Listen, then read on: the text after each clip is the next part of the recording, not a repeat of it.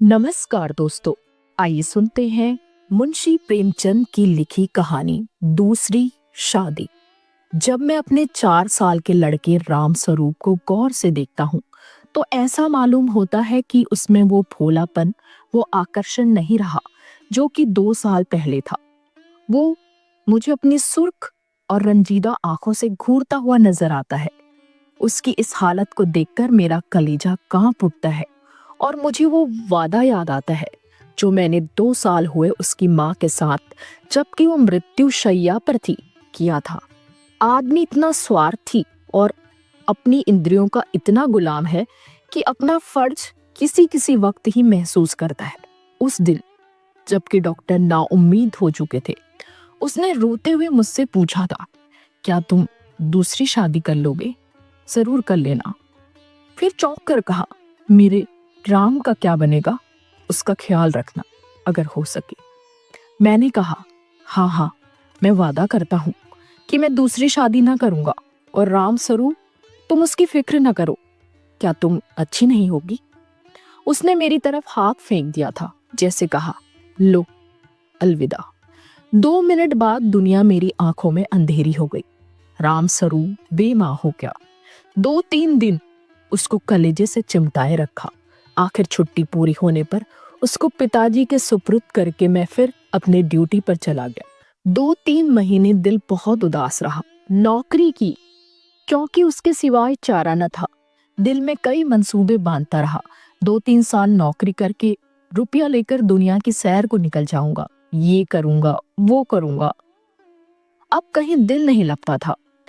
घर से खत बराबर आ रहे थे कि फला फला जगह से नाते आ रहे हैं, आदमी बहुत अच्छे हैं, लड़की अक्ल की तेज और खूबसूरत है, फिर ऐसी जगह न मिलेगी। आखिर करना तो है ही, कर लो। हर बात में मेरी राय पूछी जाती थी, लेकिन मैं बराबर इनकार किए जाता था। मैं हैरान था कि इंसान किस तरह दूसरी शादी पर आमदा हो सकता है, जबकि उसकी सुंदर और पति प्राणा स्त्री को, जो कि उसके लिए स्वर्ग की एक भेंट थी, भगवान ने एक बार उससे छीन लिया। वक्त बीतता गया, फिर यार दोस्तों के तकाजे शुरू हो गए। कहने लगे, जाने भी दो यार, औरत पैर की जूती होती है, जब एक फट गई दूसरी बदल ली। स्त्री का कितना भयानक अपमान है, ये कहकर मैं उनका मुंह बंद कर दिया करता था।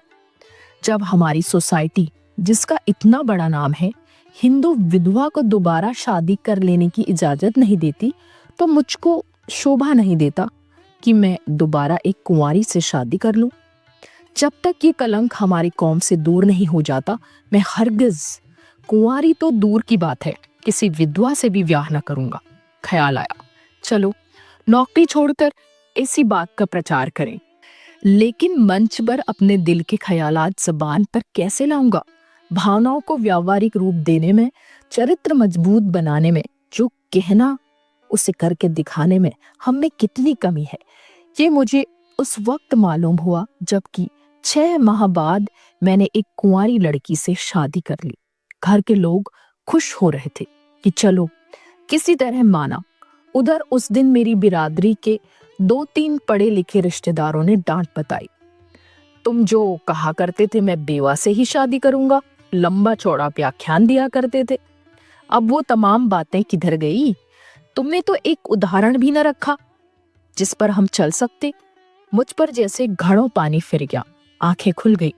जवानी के जोश में क्या कर गुजरा, पुरानी भावनाएं फिर उभर आई और आज भी मैं उन्हीं विचारों में डूबा हुआ हूँ। सोचा था नौकर लड़के को नहीं संभाल सकते, औरत ही इस काम के लिए ठीक है। ब्याह कर लेने पर जब औरत घर में आएगी तो राम स्वरूप को अपने पास बाहर रखूंगा और उसका खासा ख्याल रखूंगा। लेकिन वो सब कुछ गलत अक्षर की तरह मिट गया। राम स्वरूप को आज फिर वापस गांव पिताजी के पास भेजने पर मजबूर हूं। क्यों? ये किसी से छुपा नहीं। औरत का अपने सौतेले बेटे से प्यार करना एक असंभव बात है। ब्याह के मौके पर सुना था लड़की बड़ी नेक है, स्वजनों का खास ख्याल रखेगी और अपने बेटे की तरह समझेगी। लेकिन सब झूठ। औरत चाहे कितनी नेक दिल हो, वो कभी अपने सौतेले बच्चे से प्यार नहीं कर सकती। और ये हार्दिक दुख वो वादा तोड़ने की सजा है जो कि मैंने एक नेक बीवी से उसके आखिरी वक्त पर किया था। तो दोस्तों, ये थी मुंशी प्रेमचंद की लिखी हुई कहानी दूसरी शादी। आपको कैसी लगी जरूर बताइए। तो जल्दी ही मिलते हैं एक और कहानी के साथ। तब तक के लिए मुझे विदा दीजिए। धन्यवाद दोस्तों।